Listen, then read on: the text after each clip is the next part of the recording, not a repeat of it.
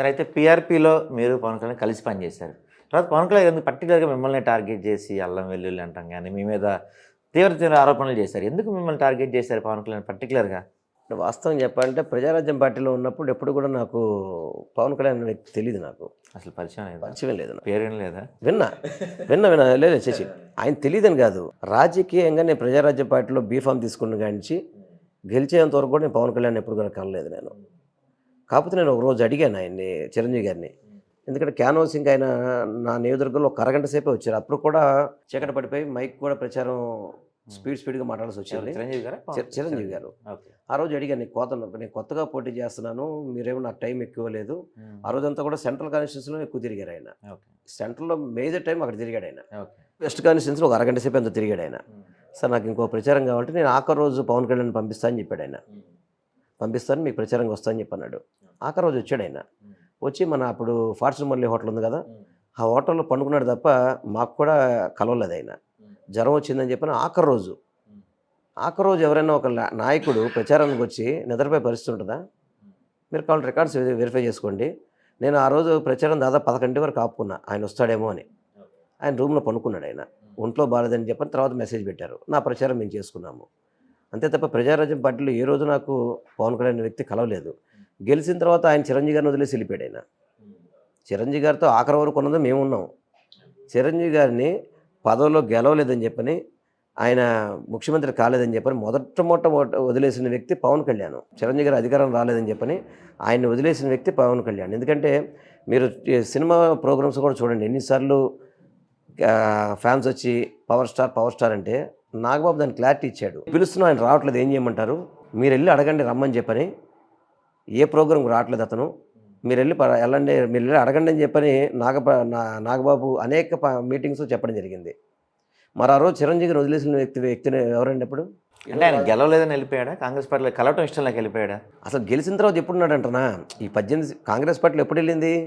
దాదాపు 2 సంవత్సరాల తర్వాత కాంగ్రెస్ పార్టీ చేయండి. ఆ 2 సంవత్సరాల్లోపు ఎప్పుడైనా మీ పవన్ కళ్యాణ్ కనబడ్డా? ఆయన యువరాజ్య అధ్యక్షుడు కదా, ఆయన ఎప్పుడైనా కనబడ్డా? పోనీ ఇది కలుపుతున్నాం అని చెప్పన్నాం, మీరు కలపొద్దు నేను ఉంటానని చెప్పని ఆయన ధైర్యం చెప్పాడు ఎప్పుడైనా కానీ? మీరు ప్రజారాజ్య పార్టీని కలపొద్దు, నేను చూసుకుంటాను అని చెప్పని ఆయన చెప్పుంటే కనుక ఈ పార్టీని చిరంజీవి గారు కలిపినా కానీ అందరూ కలిసినా కానీ తప్పు అవుతుంది. మరి ఆ రోజు ఎందుకు అడ్డుపడలేదు అతను? ఒక యువరాజ్య అధ్యక్షుడిగా ఎందుకు కాంగ్రెస్ పార్టీలో విలీనానికి ఆయన వ్యతిరేకించలేదు? వ్యతిరేకించినట్టు ఎక్కడ చెప్పాలి ఆయన ఏమి. మొదటి రోజు నుంచి అతను ఓడిపోయిన మొదటి రోజు నుంచే చిరంజీవి గారిని వదిలేసాడు అతను. చిరంజీవి గారికి ఏ ప్రోగ్రామ్స్ రాలేదు, రామ్ చరణ్ సినిమా ప్రోగ్రామ్స్ రాలేదు, అల్లు అరవింద్ సినిమా ప్రోగ్రామ్, అల్లు అర్జున్ దానికి రాలేదు, దేనికని వచ్చాడు ఎప్పుడైనా? మరి ఆ రోజు అన్నగారిని మోసం చేసింది ఎవరు? పవన్ కళ్యాణ్ గారు కదా. అందుకని నేను చెప్తాను, పవన్ కళ్యాణ్ అనే వ్యక్తి మొట్టమొదటిగా చిరంజీవి గారిని వదిలేసిన వ్యక్తి అతననేది ఇది వాస్తవం. ఇది మీరు రికార్డ్స్ ఎతికితే అర్థమవుతుంది మీకు. కారణం ఏంటి? పర్టికులర్గా మిమ్మల్ని టార్గెట్ చేయడానికి కారణం ఏంటి? కారణం ఏంటంటే నేను కొంచెం స్పీడ్గా ఉంటాను. జగన్మోహన్ రెడ్డి గారి మీద ఏమాత్రం మాట్లాడినా కూడా నేను ఊరుకోను. ఎవరు మాట్లాడినా కానీ, అది పవన్ కళ్యాణ్, నారా లోకేష్, చంద్రబాబు ఎవరైనా కానీ, అందులో పవన్ కళ్యాణ్ నైజం తెలిసిన వ్యక్తిని నేను. ఇప్పుడు పవన్ కళ్యాణ్ అనే వ్యక్తి జగన్మోహన్ రెడ్డి గారితో ఏం గొడవ ఉందండి అతనికి? ఏం గొడవ ఉంది అసలు? ఏమైనా వ్యక్తిగతంగా ఏమైనా గొడవలు ఉన్నాయా? ఎందుకు ఆయన వ్యక్తిగతంగా టార్గెట్ చేస్తుంటాడు జగన్మోహన్ రెడ్డి గారి గురించి? వ్యక్తిగతంగా టార్గెట్ చేసి పార్టీ ఎవరైనా ఒక రాజకీయ పార్టీ పెట్టినప్పుడు నా పార్టీ బాగుండాలి, నేను అధికారంలో రావాలి, నా ద్వారా ఎమ్మెల్యేలు కలవాలి, నా ద్వారా ఎంపీలు రావాలి, నా ద్వారా రాష్ట్రానికి అభివృద్ధి జరగాలి, నా ద్వారా రాష్ట్రానికి మంచి జరగాలని నేను చెప్పనాలి. నేను పార్టీ పెట్టింది జగన్మోహన్ రెడ్డి గారిని దించడానికి అని చెప్పడం అనేది ఒక రాజకీయ నాయకుల లక్షణం. అది ఒక రాజకీయ పార్టీ లక్షణం కాదుగా. ఒకరిని దించడానికి నువ్వెందుకు? నువ్వు అసలు జనసేన పార్టీ ఎందుకు? ఈ ద్వంద్వార్థాలు దేనికి? నేను చంద్రబాబుతో కలుస్తున్నాను, చంద్రబాబు పార్టీలో నా లక్ష్యం ఏంటంటే జగన్మోహన్ రెడ్డి దించడం చెప్పండి, ఇబ్బంది లేదు. నువ్వు కొత్త పార్టీ పెట్టి ఎందుకు ఈ డ్రామాలన్నీ కూడా? 10 ఏళ్ళు పార్టీ అయింది పెట్టాను, 10 ఏళ్ళు సంబరాలు కూడా చేస్తున్నాడు మన మచిలీపట్నంలో. 10 years సంబరాలు ఏం సాధించామని చేసుకున్నాడు? 10 ఏళ్లలో ఒకే ఎమ్మెల్యే టికెట్, అది కూడా అక్కడ వైఎస్ఆర్సీపీ చిన్న మిస్టేక్స్ వల్ల అతను గెలిచాడు. అక్కడ నువ్వు 2 చోట్ల ఓడిపోయావు. అసలు నువ్వేం సాధించావు? 10 ఏళ్ళు సంబరం చేస్తారు. 10 ఏళ్ళు అవుతుంది, మళ్ళీ ఇంకో 5 ఏళ్ళు అయితే 15 ఏళ్ళు అవుతుంది. 15 ఏళ్ళలోపు చంద్రబాబు పలకేమవడం తప్ప నువ్వు పార్టీకి కానీ జనసేన పార్టీని ఏం బలోపేతం చేసుకున్నావు? ఇప్పుడు ఈ నియోజకవర్గానికి, సెంట్రల్ నియోజకవర్గానికి అసలు ఇన్ఛార్జ్ అని చెప్పి ఉన్నారు జనసేనకి? కేఏ పాలన అయ్యంగా దీనికంటే 170 సీట్లో పోటీ చేస్తున్నాడు అతను. ఆయన బెటర్ కాదు, గెలవకపోయినా 170 సీట్లో పోటీ చేస్తున్నాడు అతను. కనీసం కేఏ పాల్ లాంటి లక్షణాలు కూడా లేవు అతనిలో. అటువంటి రాజకీయ పార్టీ మనకు అవసరమా? ఇవన్నీ నిజాలు మాడితే తట్టుకోలేడు అతను. తట్టుకోలేక వ్యక్తిగతంగా టార్గెట్ చేస్తుంటాడు నన్ను కానీ, కన్నబాబుని కానీ, అవంతి శ్రీనివాసుని కానీ, పేర్నాని గారిని కానీ. అంటే మీరు ఎంత పర్టికులర్గా పవన్ కళ్యాణ్ తిట్టినందుకే మీ అందరికీ మంత్రి పదవులు వచ్చాయనేది బలంగా అనిపించే టాక్ మనకి. ఎల్ల మీడియాలో కాదండి, బయట. ఇప్పుడు పవన్ కళ్యాణ్ని ఉన్న వాస్తవాలు చెప్తున్నాం అంతే మేము. పవన్ కళ్యాణ్ని ఇప్పుడు మొట్టమొదటిగా నేను నా కాన్స్టిట్యున్సీలో పోటీ చేస్తున్నాను. పోటీ చేస్తున్నప్పుడు నా కాన్స్టిట్యున్సీలో మీటింగ్ పెట్టాడు. రోజుకో పార్టీ మారుతాడని చెప్పని ఫస్ట్ బిగిన్ చేసింది అతను. అప్పటి వరకు నేను ఎప్పుడు కూడా పవన్ కళ్యాణ్ గురించి మాట్లాడి మీరు కావాలి చూసుకోండి, కావాలి రికార్డ్స్ కూడా. మా ఇంటి ముక్కని మీటింగ్ పెట్టి రోజుకో పార్టీ మారాడు, మనకు అవసరమా, ఇటువంటి ఓసర వల్ల అవసరం మనకి, ఇతను ఓడించండి అని చెప్పని నా దగ్గరికి వచ్చి మీటింగ్ పెట్టాడు. మరి మన తిట్టినప్పుడు మనం ఊరుకుంటామా? అసలు ఇన్ని పార్టీలతో పొత్తు పెట్టుకున్న పార్టీ ఏదైనా ఉందా?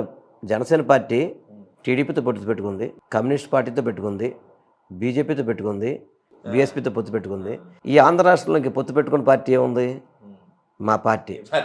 మా పార్టీ రానిదిగా ఆయన రాణించే పరిస్థితి ఉండదు. ఇంక దేంట్లో పొత్తు? ఆయన నా గురించి మాట్లాడచ్చా మరి? ఇప్పుడు ఉదయం పాచిపల్లి లడ్డూలు అని చెప్పి ఎందుకన్నావు మోడీ గారిని, ఈరోజు బంగారు లడ్డూలు అయినా అంటున్నావు. చంద్రబాబుని నారా లోకేష్ అవినీతి పరుడు అని చెప్పి అడివి ఇవాళ వాళ్ళే కావాలని చెప్పి ఎలా అడుగుతున్నావు నువ్వు? వీటన్నిటికీ పవన్ కళ్యాణ్ గారు సమాధానం చెప్పాలి. ఆయన మాత్రం మమ్మల్ని అనొచ్చు, మేమంటే మాత్రం తట్టుకోలేడు ఆయన. ఇప్పుడు ఒక వ్యక్తి మన గురించి మాట్లాడినప్పుడు ఎదురు వ్యక్తి కాము కూర్చుంటాడా? ఎందుకు కూర్చుంటాడు? అది ఆయన అంద మాత్రం చూపెట్టాడు. అందుకనే పవన్ కళ్యాణ్ గారికి ఏంటంటే ఆయనే తిట్టాలి, వేరే వాళ్ళు ఆయన ఎవరు మా పన్నెత్తి మాట్లాడకూడదంటే ఇదేమీ రాజుల పరిపాలన కాదు. ఇది రాజ్యాలు, అప్పుడు సామ్రాజ్యాలు, మహారాజులు పరిపాలించే పరిపాలన కాదు. ప్రజాస్వామ్యం. ఇది ప్రజాస్వామ్యంలో ప్రతి వాడికి ఉంటుంది. నీకు ప్రశ్నించే హక్కు ఉన్నప్పుడు మాకు ఉంటుంది.